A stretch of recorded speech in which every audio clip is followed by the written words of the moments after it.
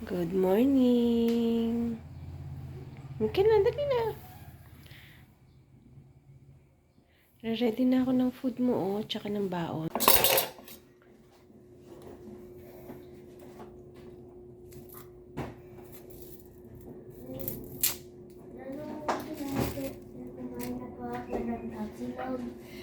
Naalis na sa isip ko. Talaga?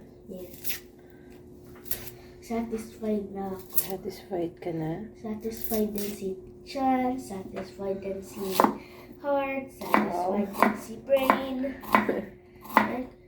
Kasi nakain mo na yung gusto mo. Yung pagkikrave niya ng Crave ka talaga tapa. sa Kasi tapa, nagpapagawa siguro. siya sa akin ng tapa. Kasi ayaw daw maalis sa isip niya. Siguro nagkikrave siya sa tapa. Gusto niya talagang kumain. So binili namin siya kahapon ng Tapa King. Nakain mo na yung gusto Nakain mo. na niya. Sold na daw siya. Sabi niya, Mami, wala na sa isip ko yung tapa. Kumain po. Kasi happy na ako. Happy na yung tummy ko. Huh?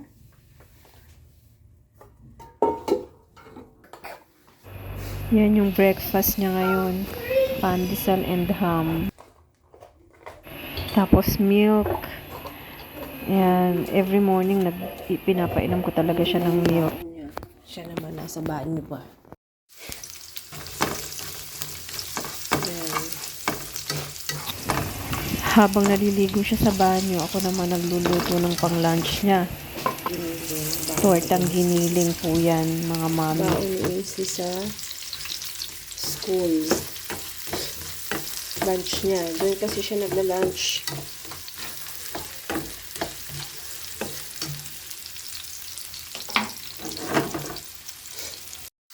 Ano, nilagay ko na yung giniling. Takpan muna natin.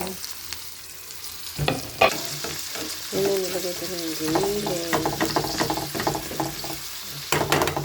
Takpan muna natin.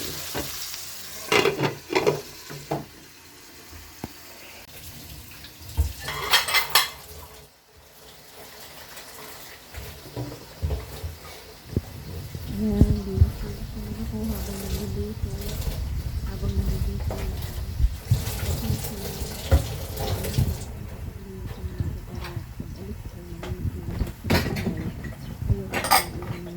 Dito sa bahay namin, pagkahatid ko sa kanya, maglalaba naman ako.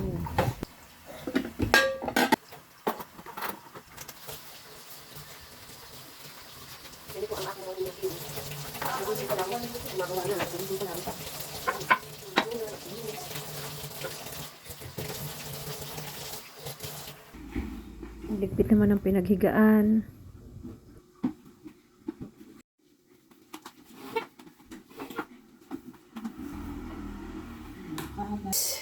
Tansyahan lang ha.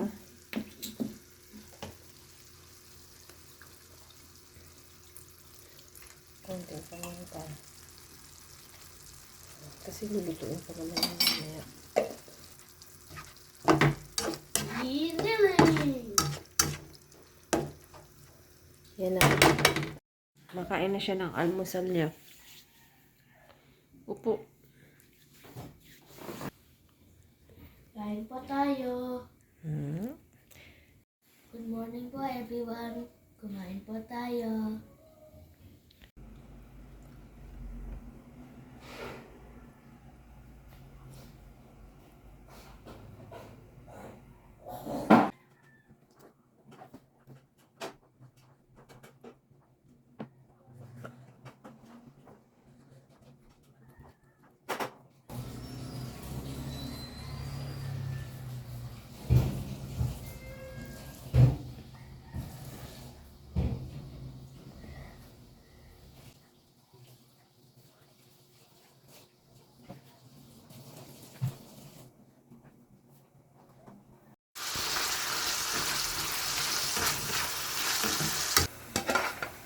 Pero hindi ko ano yung oil. Giniling na kasi lalagyan ko siya ng egg. Lagyan ko siya ng egg. Hindi ko nasasama yung mantika.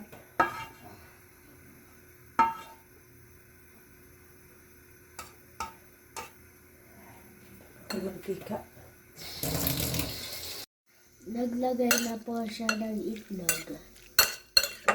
Para i-mix-mix. Para piprito, mabuo Para, yung... para mabuo yung Isa pa. isa pa yung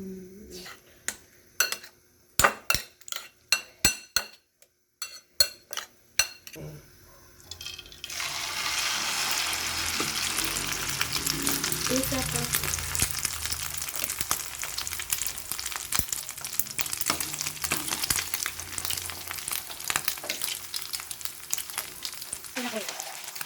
Anong baon ko po for lunch? Ayan na yung baon niya. Apple, tapos yung giniling, tortang giniling, tsaka rice. Yung ketchup niya, bubukod ko kasi ayaw niya isinasama dito eh.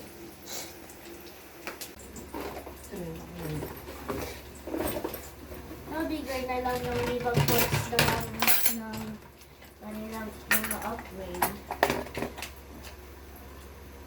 Easy! Tapos sa taas.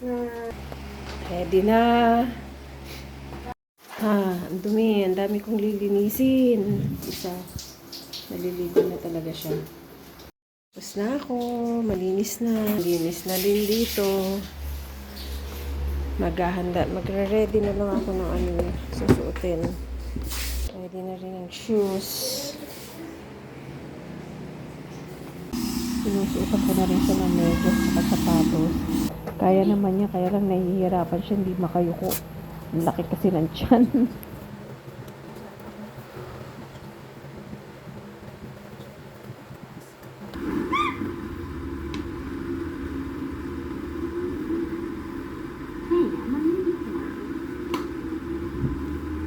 Yan, binibinisan ko na siya ng polo niya.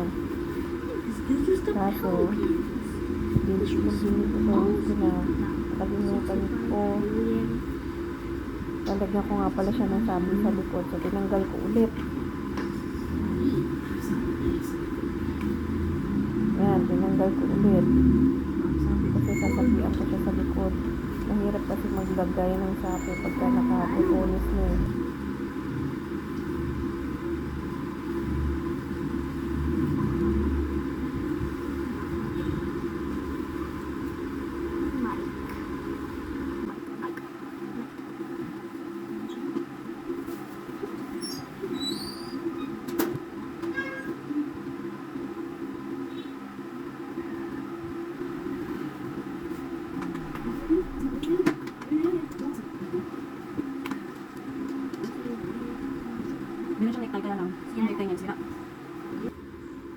O, diba? Nagpakit na naman ang taba-ching-ching.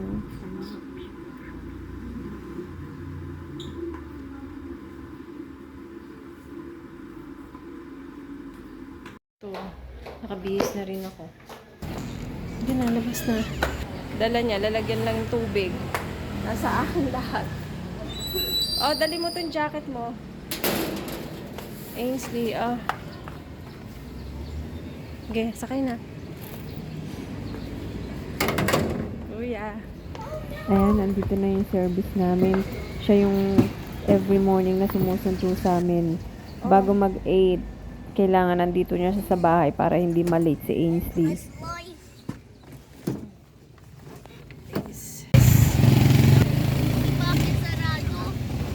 Mamaya pa yan magbubukas ng ate. Yung tinatanong po niya dyan, Watson. Yung bagong bukas sa amin na Watson. Bakit na gabi merong mga tao na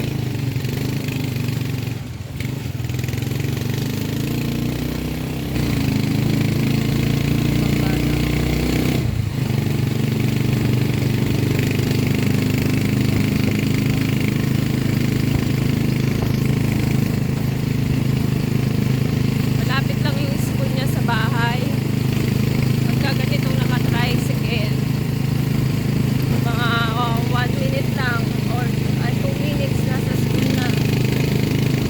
Pero pag naglalakad, mga 7 minutes. Ganun.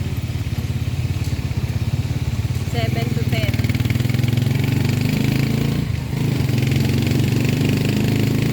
Dito na po kami.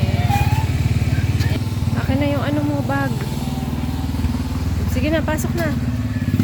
Anak, ito pa. Ainsley! Ainsley! Ainsley! Hey, I know. What are you doing? Video it. Ay, mga kaklase niya. Classmates niya. Hi, Misha! Ayan na siya. Mukhang maglalaro pa yata. Kasi wala pang flag ceremony. Pwede pa silang lumabas. Ay, mga classmates niya. Yan yung tinanim nilang munggo. Ewan ko kung tumubo ba yung tanim niya. Ayun, parang hindi naman. Parang patay na yung tanim niya.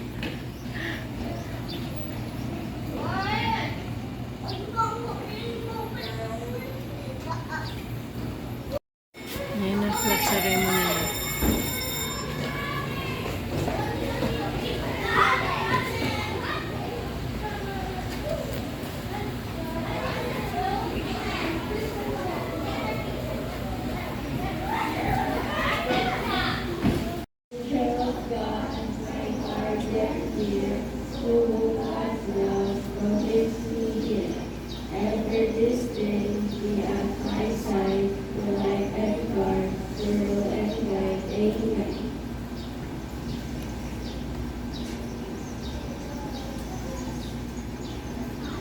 Update ko na lang ulit kayo after ng bayang Magiliw.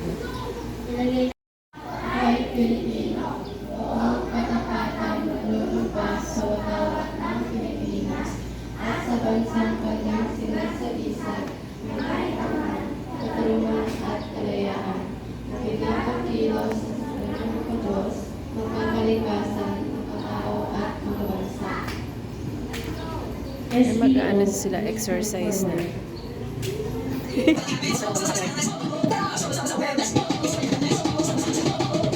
Yan, ito mo nag-exercise sila. 3 kanta yan. Kaya hinihintay ko siya. Hindi ako talaga umuwi hanggat hindi siya nakakapasok ng classroom. Kasi pagkatapos ng exercise nila, papalitan ko pa yung sabi niya. Para pagpasok ng classroom, hindi siya ubuhin o sikunin kasi nga pawis siya tapos napasok sa aircon. So, kailangan talaga hihintayin ko siya.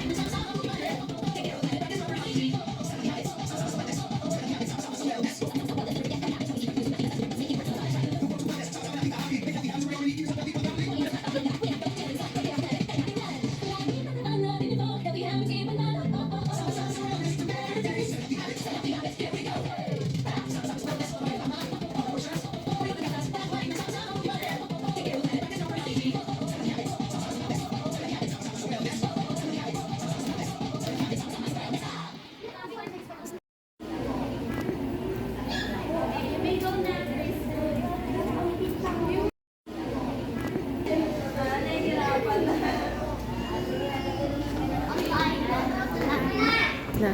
Bye guys.